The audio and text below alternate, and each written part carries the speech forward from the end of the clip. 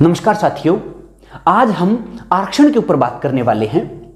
जब भारतीय संविधान का निर्माण किया जा रहा था तब संविधान सभा और डॉक्टर भीमराव अंबेडकर ने इस प्रकार की व्यवस्था बनाने की कोशिश की, इस प्रकार का संविधान बनाने की कोशिश की जिससे पूरे भारत का समान रूप से विकास हो सके। उन्हें पता था कि भारत अनेक विभिन्नताओं भरा हुआ देश है। यहाँ अनेक धर्मों के, अनेक जातियों के, अनेक भाषाओं के, अमीर गरीब हर वर्ग के लोग रहते हैं। इसलिए उन्होंने इस प्रकार से संविधान का निर्माण किया ताकि जो असमानता की जो बात है वो कहीं पर भी ना रहे, और जो ज़्यादा पिछड़े हुए लोग थे, जो ज़्यादा चाहे सामाजिक रूप से चाहे आर्थिक रूप से पिछड़े हुए थे, उनके लिए आरक्षण की व्यवस्था की। तो इस आरक्षण को हम आरक्षण नहीं मान सकते। ये केवल जो एससी या बीसी या ओबीसी या बिल्कुल जो गरीब तबके हैं उनके उत्थान के लिए जो सुविधाएं दी गई है ताकि जो हमारा पूरा जो समाज है वो बराबर हो सके। लेकिन असली आरक्षण क्या है?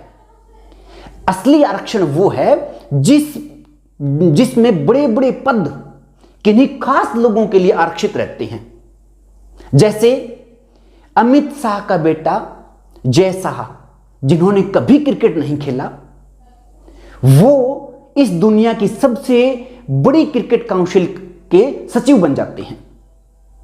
प्रधानमंत्री जवाहरलाल नेहरू की बेटी इंदिरा गांधी प्रधानमंत्री बन जाती है, इंदिरा गांधी का बेटा राजीव गांधी प्रधानमंत्री बन जाता है, और इसी कड़ी में आगे राहुल गांधी भी तैयार हैं।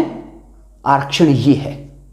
आपने ये भी अनेकों बार सुना होगा कि बिना चुनाव लड़े लोग मंत्री बन जाते हैं, मुख्यमंत्री बन जाते हैं, प्रधानमंत्री बन जाते हैं, लोकसभा के सदस्य बन जाते हैं, राज्यसभा के सदस्य बन जाते हैं, विधानमंडलों के सदस्य बन जाते हैं। आरक्षण ये है। आपने ये भी सुना होगा कि जो बड़े बड़े उद्योग हैं या बड़ी बड़ी जो संस्थाएं हैं उनके जो मालिक हैं वो अपने रिश्तेदारों को, अपने जानकारों को अपने इंस्टीट्यूशन में बड़े बड़े पदों पर बिठा देते हैं। आरक्षण ये है। एक गरीब किसान जब किसी बैंक से 20 या 50 हजार रुपए लोन लेता है, कर्जा लेता है, तो उससे पाई पाई वापस वसूली जाती है। लेकिन जो बड़े बड़े उद्योगपति हैं, करोड़ों अरबों रुपए जिनके माफ कर दिए जाते हैं। आरक्षण ये है। हजारों विचाराधीन कैदी जिनके केस कोर्ट में चल रहे होते हैं, विचाराधीन होते हैं, वो उतनी सजा पा जाते हैं जितना उन्होंने गुनाह नहीं किया होता।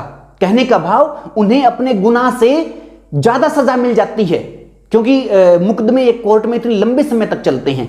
लेकिन कुछ खास लोगों के लिए अदालतें आधी रात में भी बिठाई जाती है।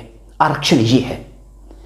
आपने अपने आसपास ये जरूर देखा होगा कि चाहे कोई भी दल हो, चाहे कोई भी राज्य हो, नेता का बेटा नेता बनता है और नेता का पोता नेता बनता है।